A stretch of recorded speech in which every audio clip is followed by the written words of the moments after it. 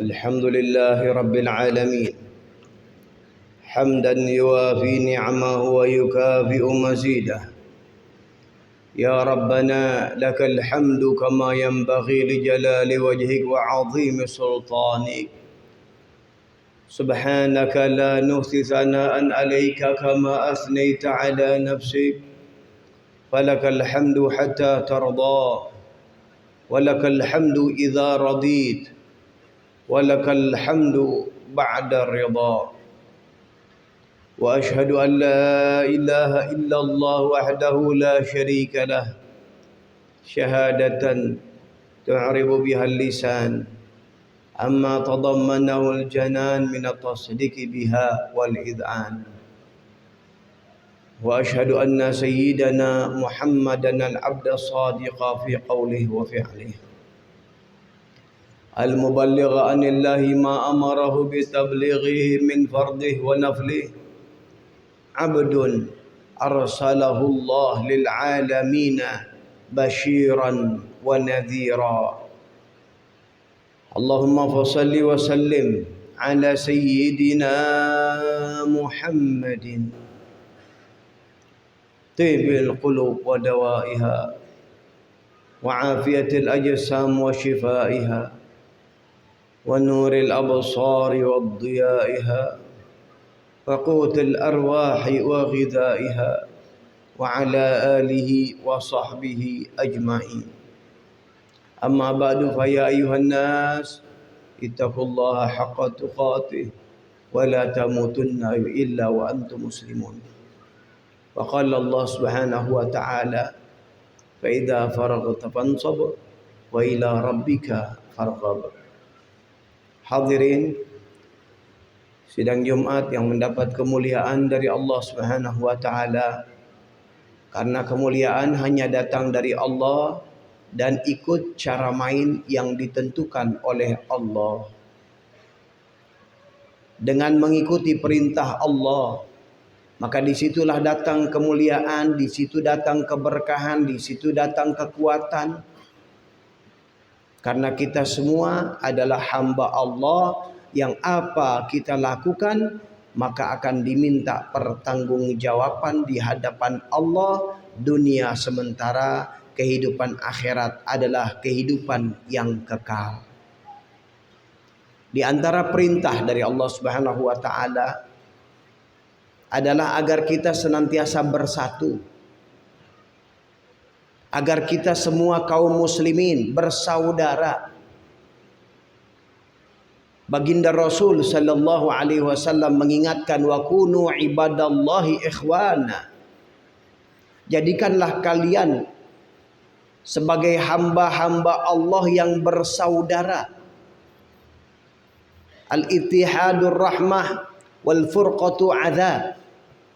Persatuan adalah mendatangkan rahmat, sedangkan perpecahan adalah mendatangkan azab. Pernah Rasul sallallahu alaihi wasallam pada saat itu berperang dengan pasukan Taif yang pada saat itu belum masuk Islam. Maka mendapatkan kesulitan untuk menggempur mereka. Mereka diserang karena mereka adalah menyerang terlebih dahulu. Maka akhirnya tak lama kemudian datanglah utusan dari mereka untuk masuk ke dalam Islam, bergabung dengan baginda Sayyidina Muhammad sallallahu alaihi wasallam. Kemudian Rasul sallallahu alaihi wasallam beliau bertanya, apa sebab kalian susah sulit untuk dikalahkan? Maka ketua daripada suku ini mengatakan, kami senantiasa bersatu, tidak dipecah belah, dan kami tidak melakukan kezoliman kepada orang. Maka disinilah Rasul sallallahu alaihi wasallam menjelaskan, benar, pantas kalau kalian itu memang diberikan kekuatan. Hadirin rahimakumullah, ini penting kita ingatkan untuk bangsa kita. Jangan kita mudah dipecah belah. Jangan kita mudah di satu sama lain saling mencurigakan atau saling bermusuhan. Apalagi tentu trik ini dipakai untuk orang-orang yang berniat buruk kepada bangsa kita. Orang-orang yang berniat buruk kepada bangsa kita tidak akan membiarkan bangsa itu bersatu, karena akan menjadi sulit mereka menguasai wilayah-wilayah daerah.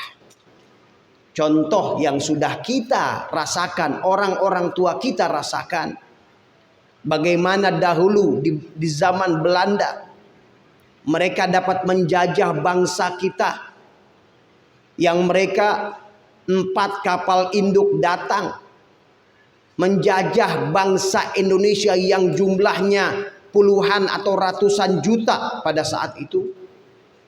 Dengan dalih mereka hanyalah saudagar, pedagang rempah-rempah, tapi mereka dapat menguasai bangsa kita karena mereka berhasil untuk memecah belah, mengadu domba di antara sesama kita. Dan ini terjadi bukan di zaman sekarang. Bahkan dahulu di kota Mekah dan Madinah, di kota Mekah yang bernama 2 suku besar pada saat itu, Aus dan Khazraj. Ini suku besar yang ada di dalam kota Madinah. Selalu sudah puluhan bahkan ratusan tahun tidak pernah berdamai, akan tetapi selalu bertikai, selalu saling memerangi, selalu saling bunuh. Maka ada provokator di sana. Provokator daripada seorang Yahudi, karena di kota Madinah pada saat itu ada suku-suku Yahudi yang tinggal di Madinah menikmati perpecahan yang ada pada mereka. Pada saat mereka menerima Islam, maka mereka bersatu. Inilah jawabannya. Inilah kuncinya. Mereka bersatu. Maka di situ ada orang yang kepanasan. Seorang Yahudi yang bernama Syaz bin Qais melihat keadaan Aus dan Khazraj, 2 suku besar yang ada di Madinah, mereka saling bertikai dahulu, kemudian mereka saling berpelukan, maka ada yang kepanasan. Dia cari anak muda dari tokoh Yahudi yang diarahkan untuk memecah belah kedua daripada suku ini. Maka datanglah anak muda Yahudi ini kumpul bersama mereka. Mulai anak muda ini mengungkit masa-masa lalu. Dikeluarkan syair-syair orang-orang tua mereka yang mana syair berdarah. Dan sampailah akhirnya mereka satu sama lain sudah saling mengangkat pedang. Hal ini diketahui oleh Nabi Muhammad SAW. Didatangi oleh beliau dan para sahabat. Dinasehati.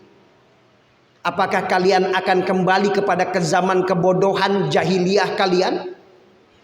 Diingatkan bagaimana dahulu mereka terus tidak pernah maju, dan mereka pada saat ini berkembang luar biasa.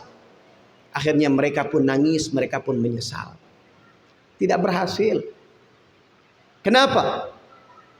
Karena mereka mempunyai pegangan hidup Sayyidina Muhammad SAW yang mengarahkan mereka di dalam kebaikan.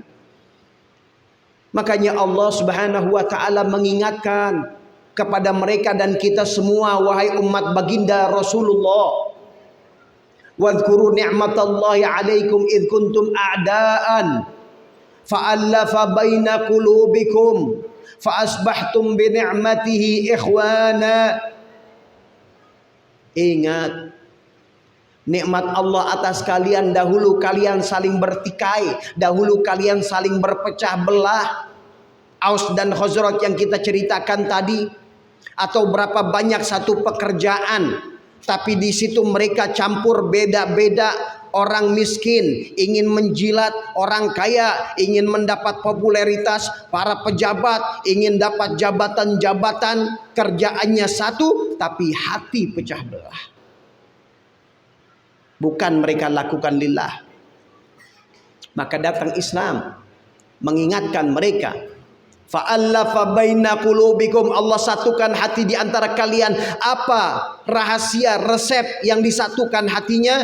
Tidak mereka mengamalkan sesuatu kecuali lillahi ta'ala. Ini kunci dan resep yang telah diberikan oleh Allah dari agama Islam yang telah terbukti berhasil memimpin dunia 1300 tahun. Baru 100 tahun kemarin jatuh. 1300 memimpin dunia. Apakah kita ingin lupakan hal seperti ini dengan kaidah teori yang mereka jalankan, rahmatan lil alamin? Siapapun mereka, muslimkah, non muslim, merasa terwadahi, merasa terayomi, merasa terjaga. Karena Islam adalah al-adalah. Islam mengajarkan keadilan. Islam mengajarkan sayang. Hadirin rahimakumullah. Kita akan menghadapi memilih kepemimpinan. Saya tidak ingin berbicara atau tidak mau berbicara tentang politiknya, tapi saya ingin mengarahkan dari sisi sudut pandang Islam. Maka ingat, sebelum kita memilih, pertama istikharah. Minta petunjuk kepada penggerak yang hakiki. Minta petunjuk kepada Allah yang dari Allah akan datang keberkahan. Yang kedua, lakukan itu lillahi ta'ala. Lakukan itu karena Allah, bukan karena fulan memberi sumbangan kepada kami, bukan karena fulan memberi hadiah kepada kami, bukan karena apalagi sogok menyogok. Itu adalah satu hal yang haram. Bagaimana bangsa ini akan maju, akan mendapat keridhaan Allah apabila jalurnya adalah jalur yang diharamkan oleh Allah. Saya tidak berbicara tentang pilih fulan, istikharah. Istikharah, minta petunjuk kepada Allah agar mereka pun terpancing, para pemimpin, calon-calon pemimpin, untuk mereka juga cari kedekatan kepada Allah, bukan hanya cari pujian-pujian dan sanjungan atau iklan-iklan daripada apa yang ada di dalam media. Mari kita yang umat, kita yang gerakan. Mereka bisa bergerak adalah dari rakyat. Apa yang diarahkan kepada rakyat? Apabila rakyat hanya sekedar menerima bonus, menerima bayaran-bayaran, maka itulah yang dilihat oleh kualitasnya. Lakukan ini lillahi ta'ala. Sebagaimana Allah subhanahu wa ta'ala satukan tadi. Allah satukan hati di antara kita semua dengan apa? Dengan melakukan lillahi ta'ala. Maka di sini jalan keluar yang istimewa. Kita akan lihat keindahan-keindahan yang ada pada bangsa kita ini. Kita akan lihat kejayaan yang ada, martabat yang ada, kekuasaan dan kehebatan yang ada, kecintaan yang ada, dan persatuan, dan sesama kita saling sayang menyayangi, dan sesama kita saling menghargai. Dan insya Allah kita akan berjalan dan mendapatkan baldatun thayyibatun wa rabbun ghafur. Mudah-mudahan Allah subhanahu wa ta'ala gerakan kebaikan-kebaikan pada kita, dan kita saling cinta mencintai, kita saling sayang menyayangi, tidak terprovokator oleh keadaan-keadaan politik yang selalu mengarahkan untuk berpecah belah, dan kita selalu dibimbing oleh Allah untuk saling rangkul, untuk saling sayang menyayangi lillahi ta'ala, karena Allah subhanahu wa ta'ala. Ibadallah, والله سبحانه وتعالى يقول بقوله يهتدي المهتدون بسم الله الرحمن الرحيم إنا أعطيناك الكوثر فصل لربك وانحر إن شانئك هو الأبتر. بارك الله لي ولكم بالقرآن العظيم ونفعني وإياكم من الآيات وذكر الحكيم وتقبل منا تلاوته إنه هو السميع العليم فاستغفروه إنه هو الغفور الرحيم.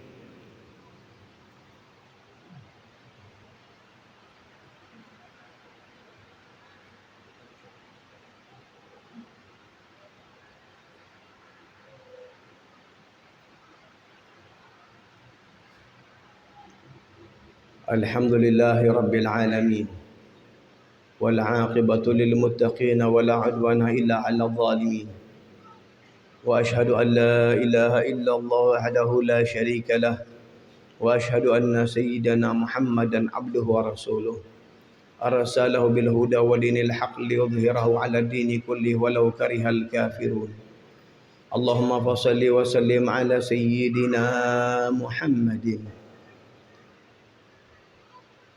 صلاة تغفر بها الذنوب وتصلح بها القلوب وتنطلق بها العصوب وتلين بها الصعوب وعلى آله وصحبه ومن إليه منسوب أما بعد فيا أيها الناس اتقوا الله حق تقاته ولا تموتن إلا وأنتم مسلمون واعلموا أن الله سبحانه وتعالى أمركم بأمر بدأ فيه بنفسه وثنى بملائكة مسبحة بقدسه فقال تعالى ولم يزل قائلا عليما إن الله وملائكته يصلون على النبي يا أيها الذين آمنوا صلوا عليه وسلموا تسليما اللهم صل وسلم على سيدنا محمد وعلى آل سيدنا محمد كما صليت على سيدنا إبراهيم وعلى آل سيدنا إبراهيم وبارك على سيدنا محمد وعلى آل سيدنا محمد كما باركت على سيدنا إبراهيم وعلى آل سيدنا إبراهيم في العالمين إنك حميد مجيد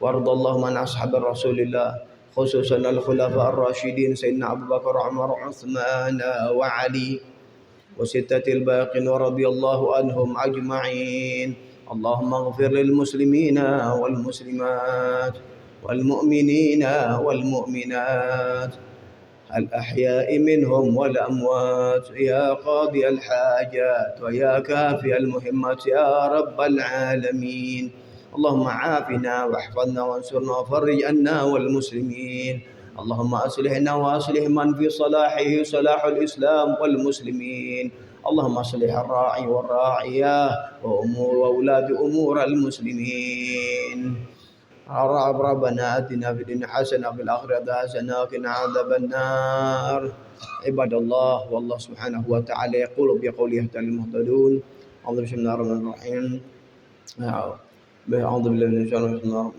بسم الله الرحمن الرحيم بسم الله الرحمن الرحيم يا عباد الله إن الله أمركم عباد الله إن الله يأمر بالعدل والإحسان وإيتاء ذي القربى وينهى عن الفحشاء والمنكر والبغي يعظكم لعلكم تذكرون فاذكروا الله العظيم يذكركم واشكروه على نعمه يزدكم ولذكر الله أكبر أقيموا الصلاة